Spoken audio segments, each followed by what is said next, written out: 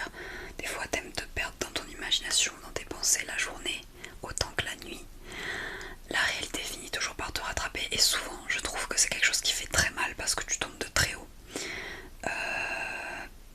Tes responsabilités te rattrapent, tes obligations te rattrapent, la mocheté du monde réel te rattrape et les actes de certains humains sur cette planète te rattrapent, disons. Alors que toi, quand tu rêves, tu peux partir dans des choses féeriques, un monde idéal, t'imaginer, je sais pas, vivre avec n'importe quelle star, dans n'importe quel monde, enfin bon, bref, tu peux totalement t'évader. Et voilà, tout simplement, la chute, le retour à la réalité est très dur selon moi.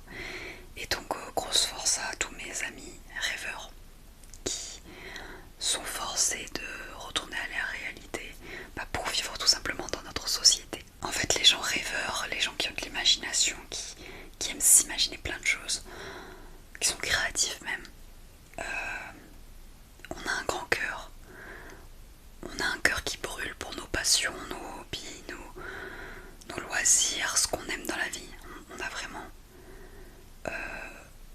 on va dire, une force qui fait que on met toute notre énergie dans les choses qu'on aime et les choses qui nous font nous évader, qui nous font rêver.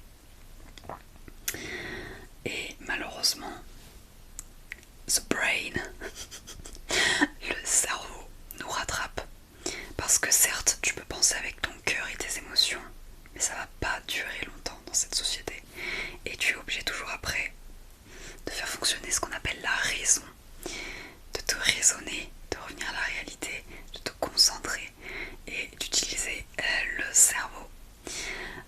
Et non pas de te laisser dicter par tes émotions, tes envies, tes rêves, ce qui serait beaucoup plus beau et beaucoup plus cohérent pour moi, mais on est obligé de sans arrêt faire appel à notre sens de la raison, la conscience professionnelle, tout simplement la conscience tout